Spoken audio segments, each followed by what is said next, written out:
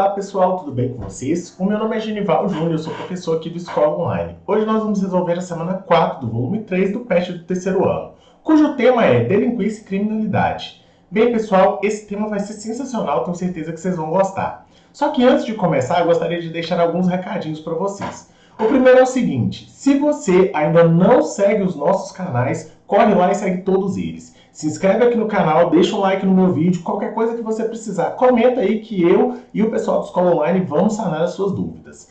Se você está resolvendo esse PET, lembre-se que o cronograma do PET sai lá no Instagram, então segue a gente no Instagram, porque é lá que saem todas as informações que são importantes para vocês.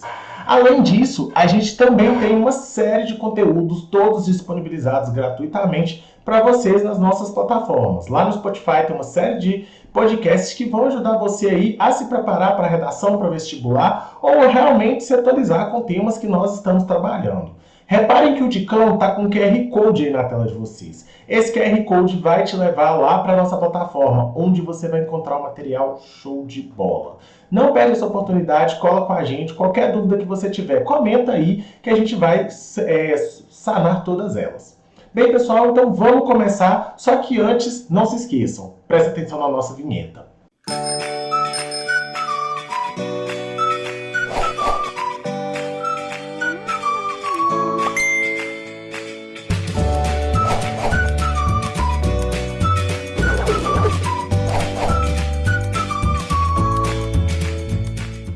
Bem, pessoal, então para começar, hoje nós vamos falar sobre criminalidade. Bem, dentro da sociologia, a gente tem um autor que vai chamar atenção para essa questão da criminalidade além do Durkheim. Vai ser o Cesare Lombroso. O Cesare Lombroso ele é um autor que vai tentar identificar a criminalidade através de traços fenotípicos. O que eu quero dizer com isso? O Lombroso ele vai ser um autor que ele é importante lá para o campo da medicina, mas que aqui na sociologia ele vai ter alguns equívocos. Por quê? Ele observava as características físicas das pessoas para tentar determinar se ela seria ou não criminoso. Essa imagem que está aparecendo aí na tela de vocês é um aparelho que ele utilizava para medir a cabeça de um criminoso e começar a procurar essas características em outras pessoas para tentar identificar quem tinha tendência a ser criminoso. A partir dessa prática, o que o Lombroso falava? Ele afirmava que era necessário pegar as pessoas com essas características e afastá-las da sociedade, porque elas viriam a se tornar criminosos. É uma explicação tanto quanto determinista, né, pessoal? Bem, pessoal, e a outra definição que a gente vai ter é a definição de crime. Os crimes, para o Lombroso, eles estavam ligados mais ao corpo e à mente do que às relações sociais. Ou seja, o aspecto cultural, o contexto, tudo isso era negligenciado. Porém, essas duas definições elas são deterministas, portanto, elas foram negadas pelas ciências sociais.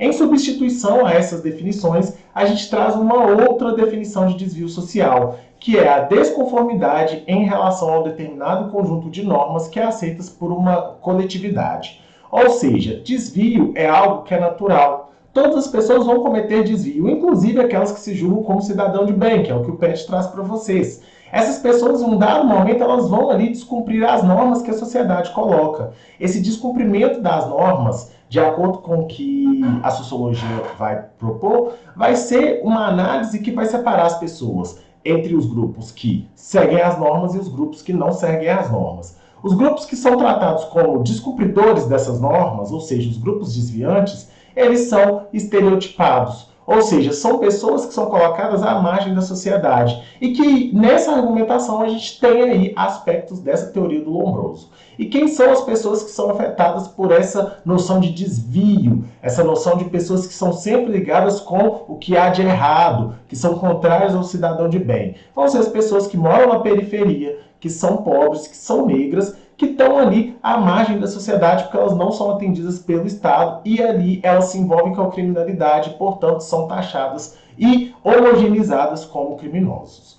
Bem, pessoal, é super tranquila essa explicação, né? Aposto que vocês super acharam que esse aparelho do Lombroso é cabuloso e realmente isso aqui não tem nada a ver com os estudos da criminalidade. Criminalidade tem a ver com o contexto, com a cultura e com a forma como a sociedade está organizada, principalmente com as relações de classe. Agora vamos para os nossos exercícios.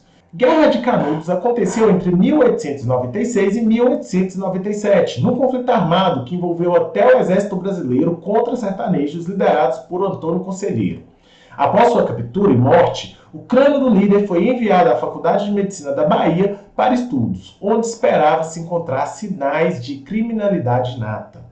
O texto faz referência a um evento histórico brasileiro, ilustrativo da tentativa, ainda no século XIX, de: letra A. Associar características físicas a comportamentos violentos ou criminosos. Letra B. Associar determinadas crenças a movimentos políticos. Letra C. Prever movimentos sociais contrários ao governo. Letra D. Desconsiderar as ideias de Cesare Lombroso. Letra E. Criar o que chamamos hoje de medicina legal. Bem, pessoal, depois da explicação que eu dei, eu tenho certeza que vocês vão saber que essa é a letra A. Associar as características físicas a comportamentos violentos ou criminosos. Esses comportamentos violentos ou criminosos que estão sendo citados na questão, eles estão de fato ligados ali com tudo aquilo que desvia as normas que o Estado impõe. Agora, bora para a nossa segunda atividade. A segunda atividade ela vai ter 2 textinhos. A primeira é uma tirinha do Armandinho. E aí vamos lá. Eles sempre falam alto com raiva, com vontade de punir quem é diferente. Eu tenho medo do cidadão de bem.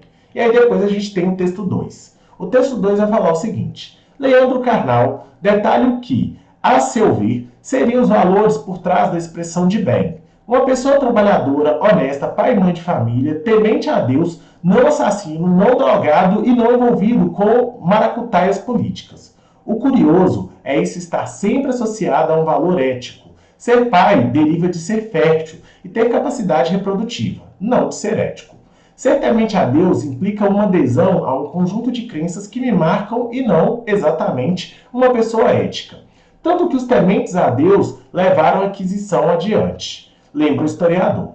Para Esther Solano, socióloga e professora da Unifesp, se esse discurso de bem tem uma penetração tão grande é porque, historicamente, o Brasil se configurou nessa dicotomia do cidadão de bem e o bandido, o inimigo. Há uma estrutura muito desigual, de raça e de classe por trás disso. O de bem estará geralmente associado a pessoas brancas de classe média e alta. O inimigo, por sua vez, será o negro e periférico. O bandido também pode ser o político de determinado partido, o estudante que fuma maconha, exemplifica.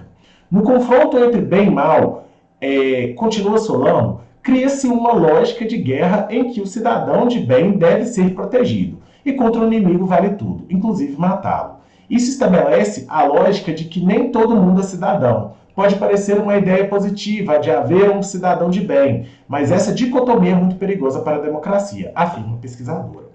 E agora vamos lá para o comando da nossa questão. As críticas à expressão cidadão de bem, presentes nos textos 1 e 2, podem ser resumidas na seguinte afirmação: está muito bem definido para toda a sociedade que existem de fato grupos desviantes e grupos não desviantes. Por isso, os desviantes devem ser aplicada à lei e à ordem e o extermínio. Letra B. A expressão é arbitrária e pode criar visões preconceituosas que legitimam atos de violência contra minorias sociais e as criminalizam por características culturais, raciais, econômicas e políticas.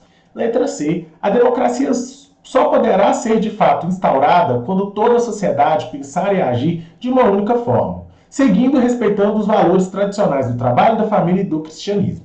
Letra D. É muito importante que o cidadão de bem seja protegido dos bandidos. Por isso, a liberação do porte de armas é urgente para a garantia do Estado de Direito no Brasil.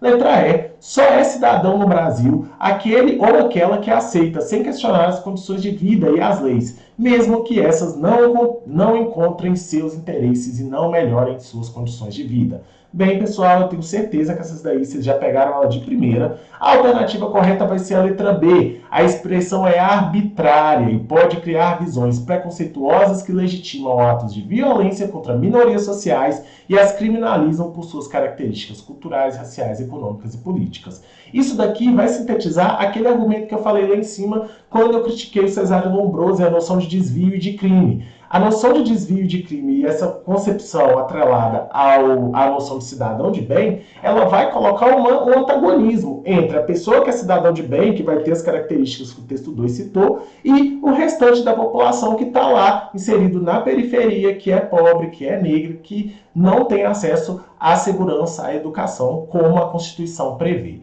Então, a partir disso, a alternativa correta é a letra B.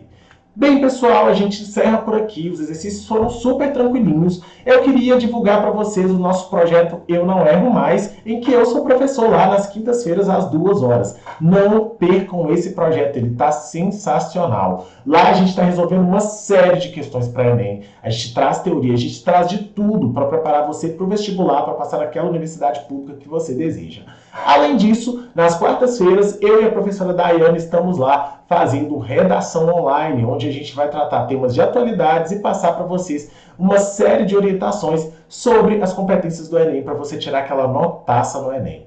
Bem, pessoal, foi isso então. Obrigado por assistir a nossa aula. Não se esqueça de deixar um like aqui no meu vídeo, se inscrever no canal e, em caso de dúvida, deixar o seu comentário, ou elogio, ou mimo, enfim. Deixa aí um comentário, que a gente agradece muito. E ficamos por aqui. Até semana 5, pessoal. Tchauzinho!